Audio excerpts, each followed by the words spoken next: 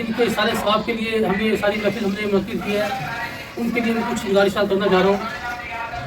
سب سے پہلی بات یہ ہے کہ یہ سب آپ لوگ جانتے ہیں کہ والدین جو ہیں ان سے بہتر اولاد کے متعلق کوئی نہیں جانتا۔ اولاد سے متعلق جو والدین جانتے ہیں دنیا کا کوئی شخص نہیں جان سکتا، اور اسی طریقے سے پورے وضوح کے ساتھ کہہ رہا ہوں کہ والدین کے متعلق جو اولاد جانتی ہے وہ کوئی بھی نہیں جانتا۔ تو آج میں اس محفل میں اللہ تعالیٰ کو گواہ بنا کر اور آپ سب کو گواہ بنا کر یہ گواہی دے رہا ہوں کہ میں نے جب سے ہوش سنبھالا میں نے اپنے والد کو تہجد اور اشراق بھی قضا کرتے نہیں دیکھا۔ تو آپ کو پتا ہے کہ ہوش کب سنبھالتا میں نے 4-5 سال کی عمر میں اس کو ہوش آ جاتا ہے۔ تو 4-5 سال کی عمر سے میں نے ہمیشہ اپنے والد کو تہجد، اشراق، چاشت، ابابین سب نمازیں پڑھتے دیکھا۔ مسجد کے ساتھ ان کا اتنا گہرا تعلق تھا کہ وہ مسجد کے بغیر ان کو بےچینی ہوتی تھی۔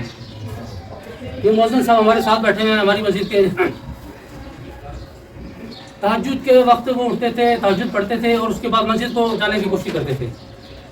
کئی دفعہ میں نے گزارش کی، میں نے کہا والد صاحب ابھی تو دور تبدیل ہو گیا، پہلے تو یہ ہوتا تھا کہ مساجد جو ہے وہ صحیح رات کھلی رہتی تھی، لوگ عبادت کرتے تھے جا کے۔ اب بہت ساری وجوہات کی وجہ سے تالا لگا دیتے ہیں عشاء کے بعد، اور اس وقت کھولتے ہیں جب فجر کی نماز سے چند منٹ پہلے کھولتے ہیں۔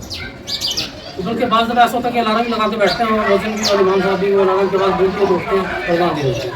تو میں نے کہا والد صاحب آپ کو گھر نہیں پڑھنے کریں، مجھے بتا دیں اور بتا دوں کہ آپ کو سب چلے جایا کریں۔ اب ان کی محبت کا اعلان تھا کہ وہ چلے جاتے تھے، تو مؤذن صاحب بھی بڑی تکلیف ان کو ہوتی تھی، اٹھنا پڑتا تھا، امام صاحب بھی پریشان ہوتے تھے۔ تو ایک دفعہ نا میری انہوں نے حکم دیا مجھے کہ بھائی والد صاحب کو بتائیں کہ ایسے ایسے نا آ جاتے ہیں، مجھے اطلاع پہنچی۔ تو میں نے والد صاحب کو گزارش کیا کہ ابو جی مہربانی فرمائیں آپ نا جلدی نہ جائیں۔ میں نے کہا ٹھیک ہے بیٹے، اگر ایسی بات ہے ٹنگ میں نہیں جاؤں۔ ٹھیک ہے، اگلے دن والد صاحب کی جناب دروازہ کھول رہا ہوں، میں پھر بھاگا دروازے کی طرف۔ میں نے کہا ابو جی میں نے آپ کو گزارش کی تھی کہ آپ نہ جائیں، تو تنگ ہوتے ہیں۔ ابو جی نے فرمایا کہ بیٹے میں دروازہ نہیں بجاؤں گا، میں مسجد میں نہیں جاؤں گا۔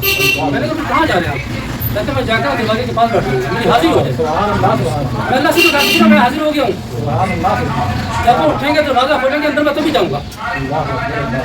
مسجد کے ساتھ ان کا اتنا گہرا تعلق تھا۔